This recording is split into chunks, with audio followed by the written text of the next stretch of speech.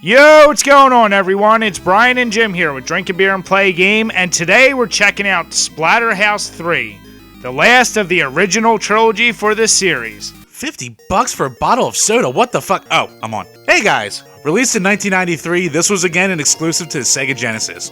And weirdly enough, wasn't released in Europe this time. I don't know. This game made a lot of changes to the basic Splatterhouse formula, some good, some a little annoying, but we'll get into that. Once again, this was developed by Now Production and released by Namco. The graphics for this game are interesting because technically all the sprites have a lot more detail, some more colors, but the background and the foreground, all those things we love from the second game are gone. The general setting in this game is now you're just in a mansion. Gone are all the cool forests, the fog, the lake. No, you're just in a mansion and the background doesn't really change that much really until you get to the end of the game. So that was kind of a disappointment for Jim and I. But putting that aside, if this was a standalone game, the graphics are still pretty impressive. So as you see from the scores, we both gave it an 8, especially on the Genesis. This is still fairly impressive, just not as much as the second game. And as far as the beer requirement meter is concerned, I'll add 1 beer, just because they really downgraded from the last game. The sound. Once again, a really good package. Personally, I didn't care for the music quite as much as Splatterhouse 2, but it's still really good. And the sound effects are as good as ever. Not too much to say here. If you like Splatterhouse, you're gonna love the package here with the sound. As far as score goes, Brian gave it an 8, I gave it a 7, and as far as beer goes, I'll give it 2 beers. Because, as you're about to see, there's a lot more here presentation-wise, and it really just does a good job of setting the mood for the story. While the game may not have been quite as impressive in the graphics and sound department as Splatterhouse 2, one thing they improved on majorly was the control. That's not to say the control is perfect, however, for a beat 'em up where you can move actually up and down now, you actually have a mini combo system, you have a sweet spin kick.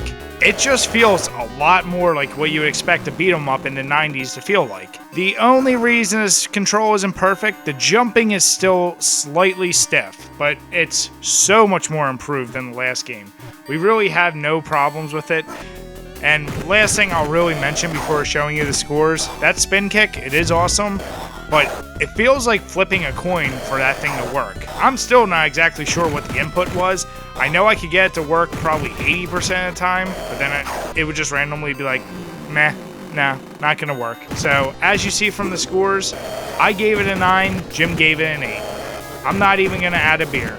The gameplay. Holy crap, did they add a lot here. First and foremost, there's more inputs than just straight jumping and kicking. Because now there's a button to turn into Monster Rick!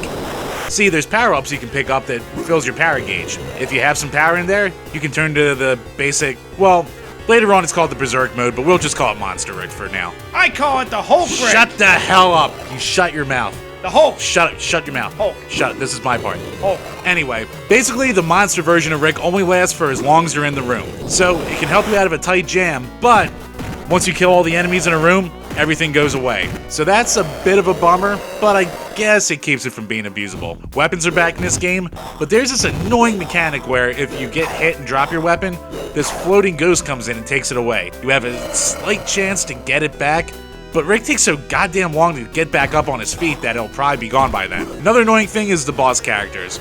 While they're really cool to look at, some of them are very annoying in the fact that they just like to jump away from you. That leads into the next point, where each level has a certain timer. Now, you don't die when the timer goes up, but this greatly affects how the story progresses. And you can only get the best ending if you complete each level in the best amount of time. To get there, there's multiple rooms in the mansion. Finding the right way to get there is going to take some time, and pro tip, the seemingly quickest way there normally isn't. Besides that, the game finally isn't just straight left and right. It's on a multi-plane kind of field where it'll remind me more of, say, Streets of Rage or Golden Axe. So that's a good touch.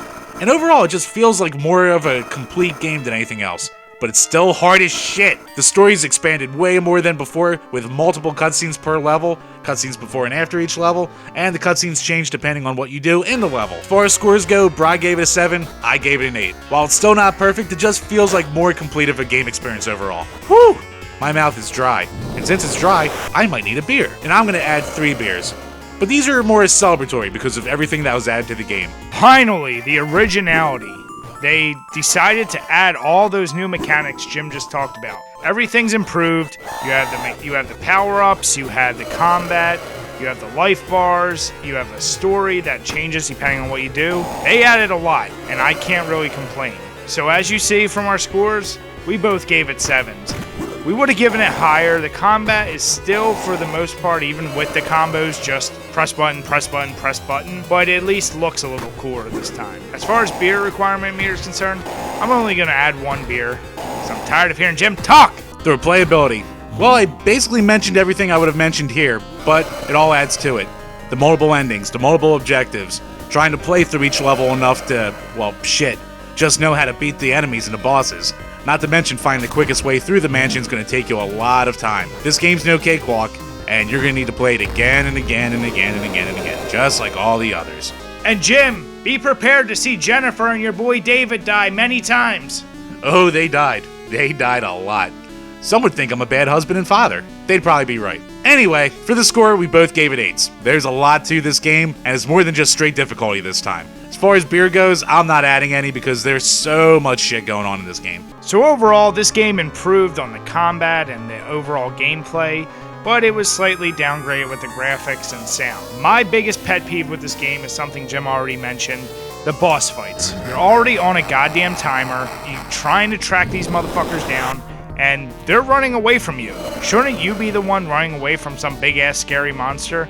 No, they just like to dick around and jump and jump and jump. Sorry, I'm just annoyed because I actually beat through this game, and I even had goddamn cheats on, and it was still annoying as shit. Regardless, if you really enjoy the Splatterhouse series, you cannot go wrong with this.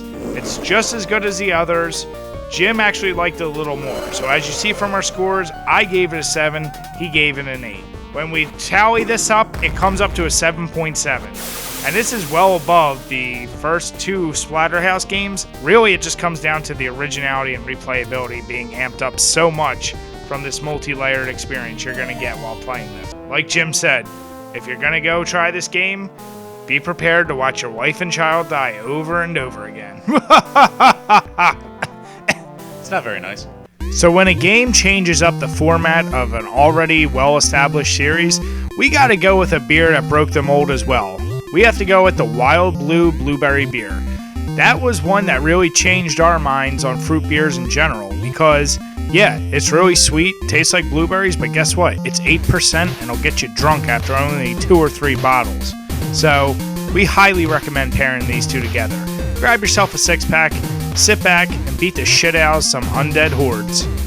As always, guys, thanks for checking out this video, and if you enjoyed it, make sure you give us a thumbs up, leave some comments, or better yet, why not subscribe? Till next time, guys, cheers.